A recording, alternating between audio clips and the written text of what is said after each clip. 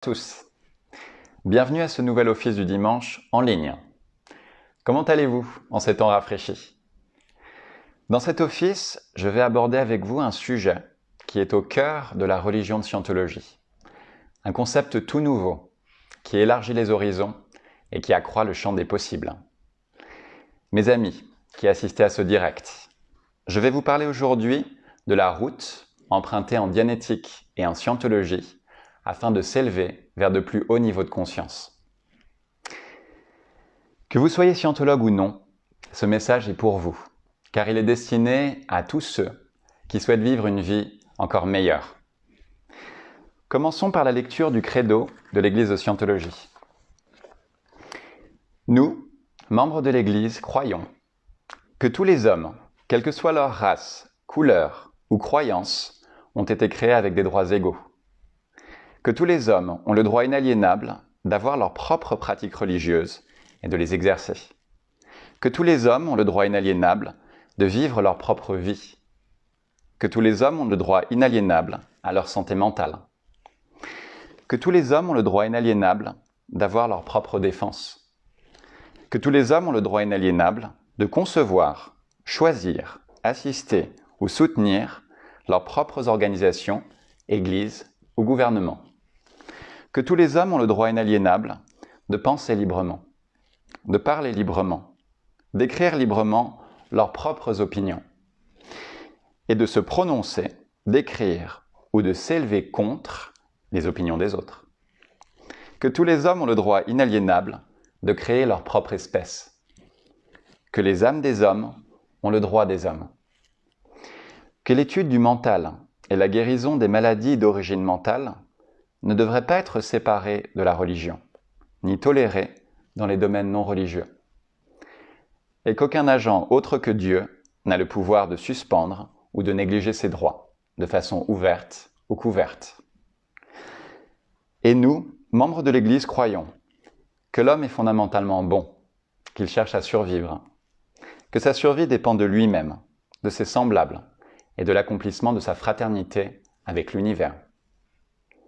Et nous, membres de l'Église, croyons que les lois de Dieu interdisent à l'homme de détruire sa propre espèce, de détruire la raison des autres, de détruire ou d'asservir l'âme d'un autre, de détruire ou de réduire la survie de ses compagnons ou de son groupe.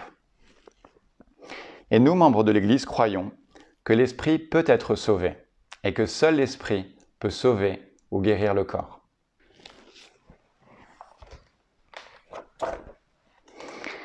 Passons maintenant à l'intégrité personnelle de L. Ron Hubbard.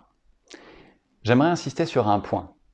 Quoi qu'il vous soit enseigné dans ces offices et dans la vie de tous les jours, j'aimerais que vous mettiez un point d'honneur au fait de toujours évaluer par vous-même les données que vous recevez et de le faire selon votre propre observation, afin de ne jamais transiger avec votre propre réalité. Ok? Très bien. L'intégrité personnelle, par L. Ron Hubbard. Ce qui est vrai pour vous est ce que vous avez observé par vous-même.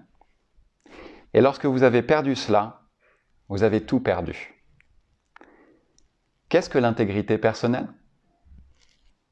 L'intégrité personnelle, c'est savoir ce que vous savez. Ce que vous savez n'est rien d'autre que ce que vous savez. C'est cela l'intégrité. Il n'y a pas d'autre intégrité. Bien sûr, nous pouvons parler d'honneur, de vérité, de tout cela, ces termes ésotériques.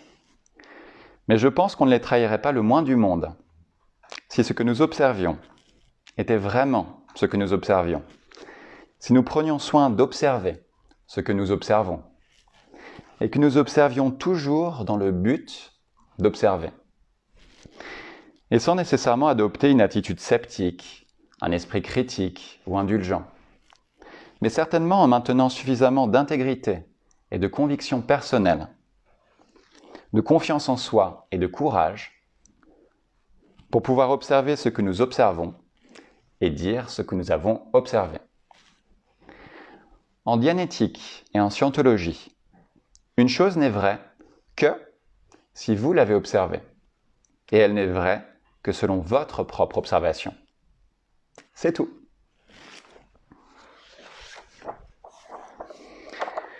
Voici maintenant le sermon de ce dimanche. Il s'intitule « La dianétique, la scientologie et au-delà ».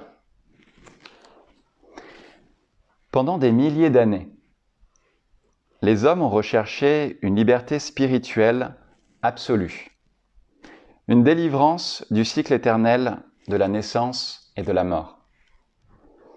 Et ils ont recherché une immortalité personnelle qui comporterait un état de conscience total, une mémoire et des aptitudes complètes en tant qu'esprit indépendant de la chair. À l'époque de Bouddha, ce rêve était connu sous le nom de Bodhi, le nom de l'arbre sous lequel il atteignit cet état. Dû à la présence non détectée du mental réactif, la partie du mental qui fonctionne totalement selon le mode excitation-réflexe, qui contient tous les moments de douleur et d'inconscience éprouvés par l'individu et qui échappent à son contrôle. Dû à la présence non détectée du mental réactif et à l'effet de celui-ci sur l'esprit et sur le corps, ces périodes de liberté étaient difficiles à atteindre et n'étaient, comme nous l'avons découvert, que temporaires. De plus, peu de gens pouvaient atteindre cet état temporaire, et ceux qui le pouvaient l'acquéraient après des décennies de privation et de discipline personnelle. En scientologie, cet état a été atteint. Il a été atteint non pas de façon temporaire, avec des risques de rechute, mais à un niveau stable de conscience et d'aptitude totale, qui ne peuvent pas être modifiés par des accidents ou des détériorations. De surcroît, il n'est pas réservé à quelques élus. En éliminant le mental réactif, non seulement nous parvenons à l'état de clair et à l'effacement de ce qui semblait mauvais chez l'homme, lequel est fondamentalement bon, mais nous avons également surmonté les obstacles qui rendaient la réalisation d'une indépendance et d'une sérénité spirituelle absolue si difficile. Nous appelons cet état tétan opérant. Opérer, c'est être capable d'agir sur quelque chose. Le mot tétan vient de la lettre grecque theta, le symbole traditionnel du philosophe pour la pensée, l'esprit et la vie. Ainsi, le terme fait référence à un être qui, simplement en tant qu'esprit, peut agir sur les choses. La définition de l'état de tétan opérant est volontairement et sciemment cause sur la vie, la pensée, la matière, l'énergie, l'espace et le temps. En dépit des réactions malveillantes qu'il doit à son mental réactif, l'homme est fondamentalement bon. Et donc un être qui est clair en vient à bien vouloir se faire confiance avec de telles capacités. Et en aucun cas est-il possible d'avoir plus de pouvoir qu'on ne peut en commander. En scientologie, un clerc peut faire son chemin jusqu'à l'état de tétan opérant, non pas après des décennies, comme l'état temporaire de l'ancien temps le demandait, mais en quelques mois, ou environ 1 an, tout au plus. Quand il atteint cet état, il n'est plus sujet à des effondrements soudains et inexplicables, comme c'était le cas il y a 2500 ans. La personne est capable d'atteindre et de maintenir cette condition si désirable. Se savoir personnellement immortel et libéré du cycle de la naissance et de la mort n'est pas la moindre des qualités de l'état d'Oti, tétan opérant. Le concept est un peu vaste pour qu'on le saisisse immédiatement. Mais c'est surtout parce que nous avons espéré que notre espoir s'est transformé en désespoir. Et que ce désespoir est trop souvent devenu une apathie totale au fil du temps. Que nous ne manifestons qu'un émerveillement frémissant. Mais le chemin est véridique et clairement jalonné. Tout ce que l'on a à faire, c'est de mettre son pied sur le premier barreau de l'échelle, de monter jusqu'à l'état de clair, puis de continuer jusqu'aux étoiles et bien au-delà. Il est absolument impossible d'exagérer l'importance d'une telle nouvelle. Il y a 2500 ans, une déclaration semblable à celle-ci, et presque impossible à atteindre, amena la civilisation aux 3/4 de l'Asie.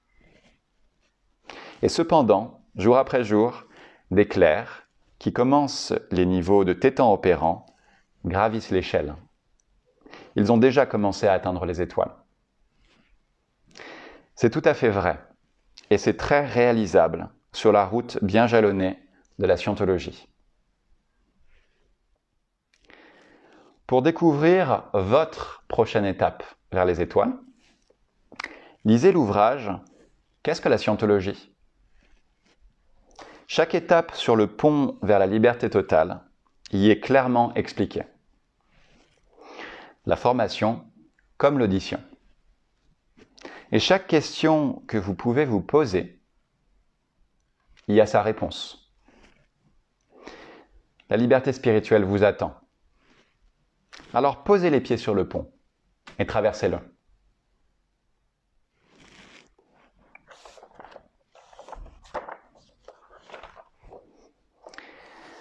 Comme dernière étape de cet office, je vais vous lire la prière de Scientologie pour la liberté totale.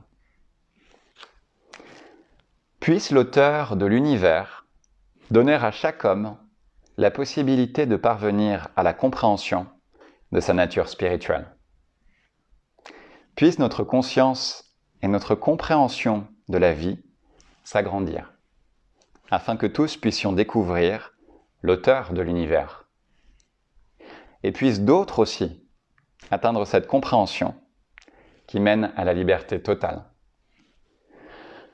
En ce moment, nous pensons à ceux dont la liberté est menacée, à ceux qui ont souffert d'emprisonnement à cause de leurs croyances, à ceux qui ont été asservis ou martyrisés, et à tous ceux qui se font brutaliser, piéger ou attaquer.